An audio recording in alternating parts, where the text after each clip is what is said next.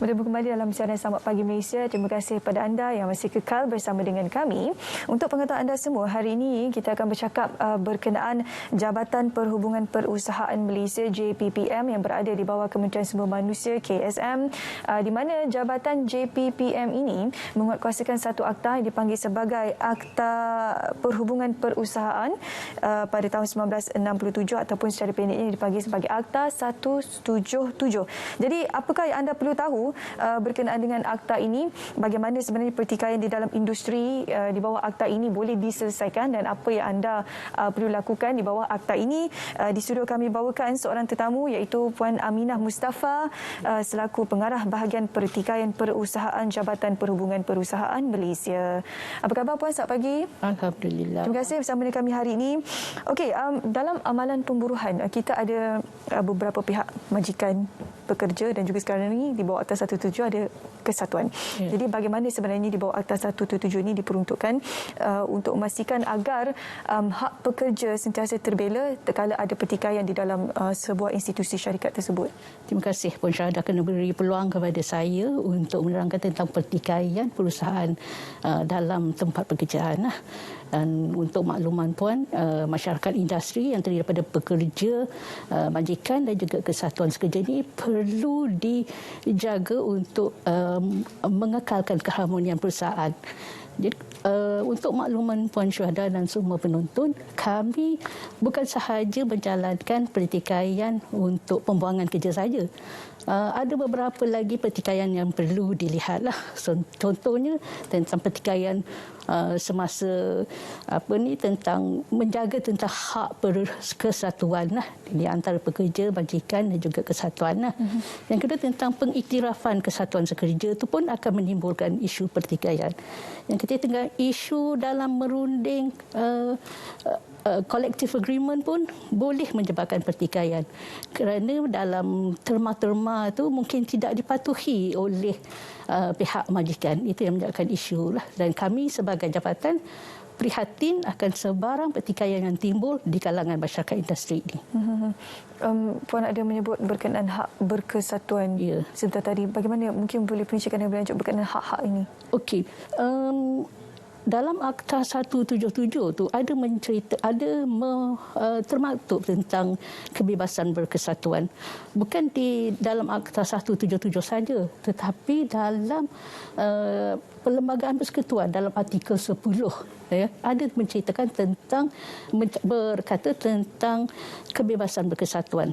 Tidak lupa juga di peringkat antarabangsa melalui ILO Convention 87 ada menyebut tentang freedom of association. Tapi dalam Akta 177 kami lebih mementingkan tentang kebebasan berkesatuan. Maknanya pihak pekerja, majikan dan juga kesatuan sekerja bebas untuk berkesatuan lah. Maknanya dari segi menjadi ahli, menubuhkan kesatuan, bantu untuk menubuhkan kesatuan dan juga terlibat dengan aktiviti kesatuan itu sendiri. Dalam berkesatuan, kita juga menitik berat tentang kebebasan kepada pekerja untuk tidak menjadi ahli kesatuan juga. Jadi tak boleh dipaksalah mereka ni. Jadi kalau nak mencari anggota perlu secara betul lah, supaya tidak melanggar hak majikan. Tak boleh buat dalam masa bekerja kerana ia akan mengganggu produktiviti pihak majikan. Itu yang menyebabkan pertikaian kalau berlaku dalam masa waktu kerja. Itu. Okey, kebiasaannya kalau sesebuah syarikat itu mempunyai kesatuan sekerja, apakah antara syarat yang perlu dipatuhi untuk memastikan agar perjanjian bersama antara pekerja dan juga majikan itu dan untuk mereka menubuhkan persatuan mereka? Okey. Pertama yang perlu diingati oleh pihak kesatuan sekerja adalah untuk mendapatkan pengiktirafan daripada pihak majikan. Biasalah kita anggap kalau orang nak berbincang perlu ada lesen lah dulu. Kita anggap ini lesen untuk memulakan perbincangan untuk adakan perjanjian. Pengiktirafan tu boleh didapat dengan dua cara pun. Kalau Syuhud nak tahu, pertama secara sukarela lah apabila dimohon oleh pihak Kesatuan Sekerja secara bertulis.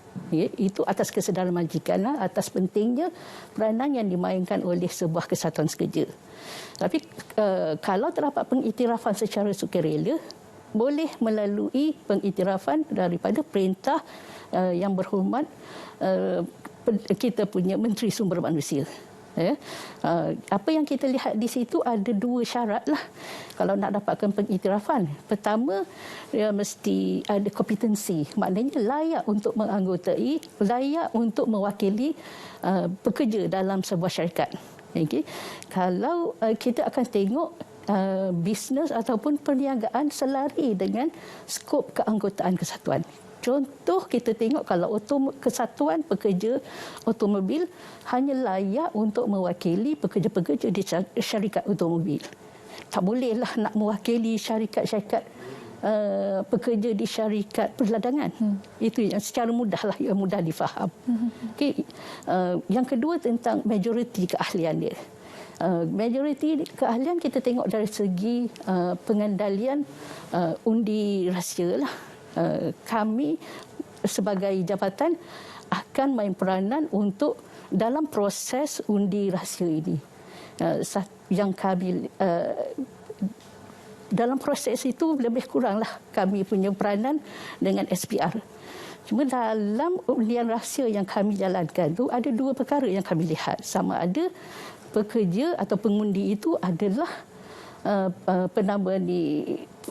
anggota ataupun bukan anggota, dan keputusannya mestilah lebih daripada 50%, ataupun simple majority 50+1. Barulah layak untuk menjadi anggota, mewakili anggota, dan layak untuk mendapat pengiktirafan untuk memulakan sebarang perundingan dengan majikan. Dengan syarat tadi paksaan untuk menyertai kesatuan tersebut secara sukarela. Ya. Yang mana diterimalah, sama ada mereka nak terima pihak kesatuan yang ada di situ.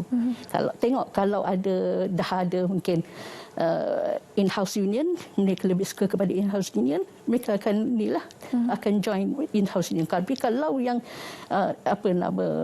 national union nak mendapat pengiktirafan, perlu tengoklah sama ada ia layak atau tidak, ataupun dia kompeten atau tidak untuk mewakili pekerja di situ. Contohnya keadaan ataupun pertikaian itu mendesak tetapi tidak mempunyai ahli ataupun individu yang cukup untuk mewujudkan persatuan tersebut. Apakah cara yang boleh mereka lakukan? Okey, sekarang ni kalau nak dapatkan pengiktirafan mesti tengok ada mesti ada majoriti ahli lah. Kalau tak ada majoriti ahli, mungkin pihak majikan tidak dapat memberi pengiktirafan. Sekarang ni kalau memang nak mewujudkan mewujudkan kesatuan, tak ada masalah. Okay? Boleh berdaftar dengan cara ada je tubuhkan pro-tem komiti untuk adakan kesatuan dalaman je lah, in-house union. Okey. Kalau kita lihat sekarang ni, kita merujuk ke arah pandemik COVID-19 sedang melanda sekarang, banyak majikan yang terkesan disebabkan oleh ialah struktur ekonomi yang ditutup sebelum ini. Ada yang mengurangkan bayaran faedah, mengurangkan gaji dan sebagainya. Dan ini menimbulkan isu dan juga pertikaian antara majikan dan juga pekerja. Memang itu adalah isu yang sekarang ini. Bagaimana untuk kita memastikan agar tindakan yang betul-betul diambil terhadap majikan supaya pekerja-pekerja ini boleh melaksanakan tanggungjawab mereka dan hadirkan diri ke pejabat dan sebagainya? Okey, sekarang ni jabatan memang fahamlah kesan pandemik COVID-19 ni ke atas pekerja dan ke atas majikan itu sendiri. dan banyak faedah yang tidak dapat dipenuhi oleh pihak majikan bila ada terma yang tak dapat dipenuhi seperti mana yang telah dipersetujui, of course akan timbulkan pertikaian. Nah, kita minta pihak majikan untuk berbincang dengan pihak kesatuan. Nah, kerana tindakan unilateral ni akan menyebabkan menimbulkan pertikaian. Itu yang menyebabkan banyaklah kes-kes yang timbullah yang akan datang kepada jabatan kami untuk membantu mereka. Kami berpandangan kalau ada perbincangan dengan kesatuan tak mungkin pertikaian akan berlaku lah. Jadi kita galakkan berbincang dahulu. Kalau tak dapat nak selesaikan, okey, kita boleh minta yang terkilan tu untuk datang ke jabatan untuk membuat aduan di bawah Seksyen 18 lah, supaya tindakan yang betul-betul boleh diambil ke atas pihak majikan agar semua faedah dapat dibincangkan secara luring dan damai lah. Maknanya kita akan tengok pada win-win situation lah. Antara dua pihak itu perlu saling memahami keadaan pandemik yang kita hadapi sekarang. Ya, dan sekiranya pertikaian tersebut masih lagi tidak dapat diselesaikan dengan cara perbincangan yang baik, sekiranya Persatuan Sekerja ini membuat keputusan untuk memfailkan kes tersebut, apakah perkara yang akan berlaku selepas itu? Okey, kita sebaik sahaja dapat aduan ataupun isu pertikaian ini, kami akan buat runding damai. Kalau tak percaya di peringkat negeri, tempat sebenar berlakunya pertikaian, pihak negeri akan hantar kepada ibu pejabat. Ibu pejabat akan buat runding damai yang kedua sekiranya perlu. Kalau selesai, kita tutup kes lah. Tapi kalau sekiranya tidak selesai, kami akan bawa kepada itu tengok pada isu juga lah. Kalau isu tentang diskriminasi pegawai atau pegawai kesatuan ataupun ahli kesatuan, kami akan bawa kepada ketua pengarah untuk keputusan ketua pengarah untuk rujuk kepada mahkamah perusahaan lah untuk penyelesaian yang seterusnya. Tapi kalau untuk Seksyen 18 tentang isu-isu yang tidak dapat dipenuhi atau tentang potongan gaji atau tentang gaji tahunan, penyelesaian gaji ataupun pemberian bonus yang tidak dapat diselesaikan antara pihak majikan dengan pihak pekerja, akan bawa kepada jabatan. Kalau runding damai tidak dapat dijalankan, pihak ibu pejabat akan rujuk kepada keputusan Menteri Sumber Manusia untuk rujuk kepada mahkamah perusahaan. Okey, maklumat lanjut mungkin ada laman sesawang ataupun Facebook untuk mereka mengetahui berkenaan akta ini pun. Sekarang waktu pandemik ini memang kita tak galakkan untuk datang ke pejabat, tak bolehlah nak bersemuka. Sekarang ni kami minta segala aduan dihantar secara web lah.